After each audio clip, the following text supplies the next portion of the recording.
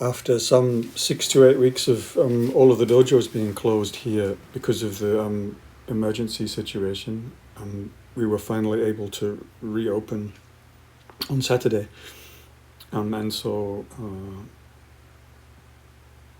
we didn't really do anything new, but spent the time practicing Kendo Kata to warm up and get our bodies back into a practicing mode.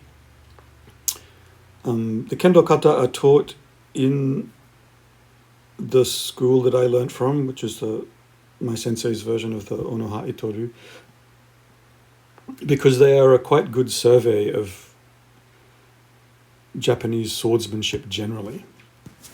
They were put together by the generation that came out of the Meiji Revolution.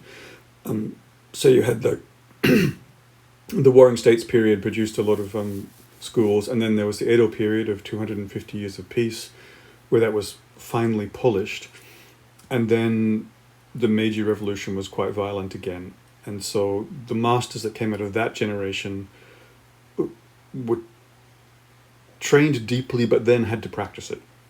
And so they were an interesting generation. And the Kendo Kata was a kind of distillation of what teachers from a variety of schools thought was important.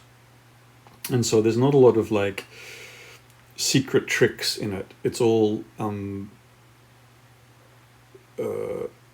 deep basics, things which are always true or always important, like move the whole body as one thing, and don't kick with your feet, and as close as possible but not too close distancing, and reading your opponent, and there's all kinds of like simple but difficult things embedded in the Kendo Kata. From memory, they were put together for the Imperial War College in like the late 19th century, around the time of the Russian-Japanese War. And so they were put together by people who were concerned about what young soldiers would need, even though it was no longer a sword era, and what they thought was important. And it was put together by teachers from a wide variety of schools, including several Itoru schools. And so it's a very good survey. It contains all of the basics that are common to everybody. In previous generations, people would actually just wander around training at different schools together, and so you would get a pretty good idea of what everybody thought was important and what the like basic for the whole country was.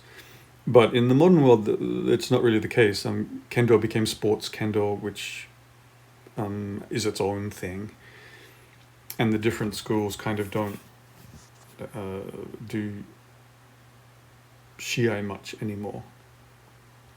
It's just not really a thing. And so having some sense of the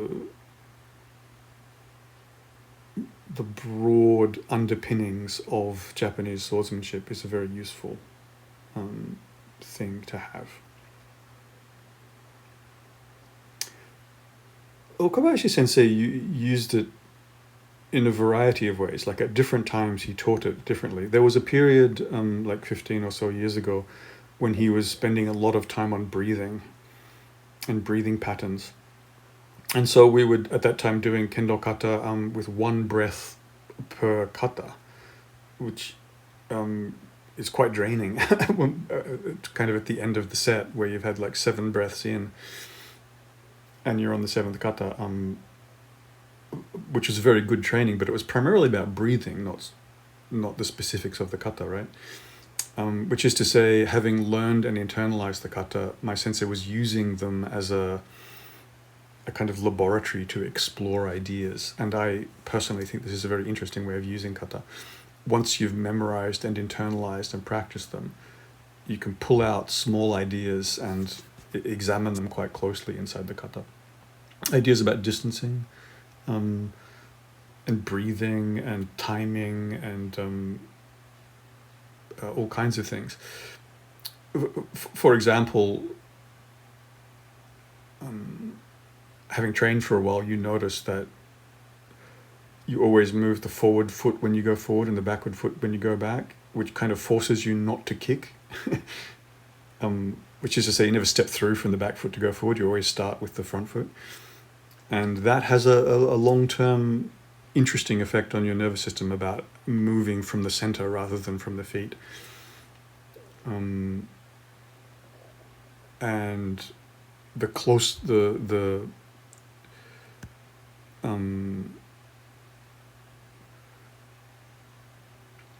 the adage that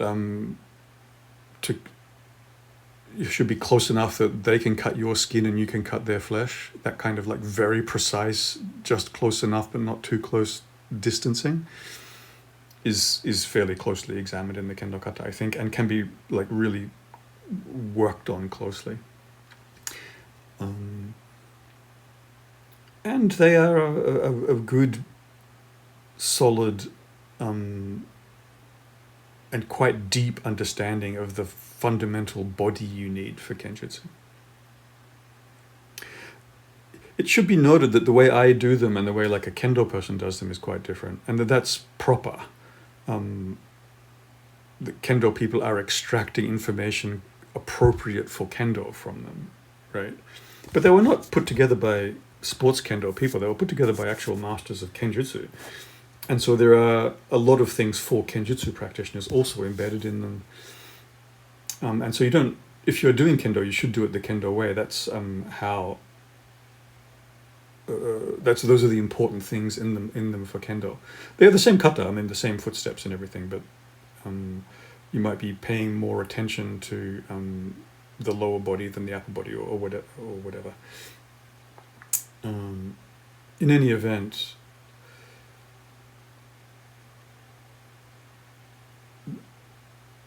they're useful to know and useful to practice and can be taken to extraordinary depths just by examining the details and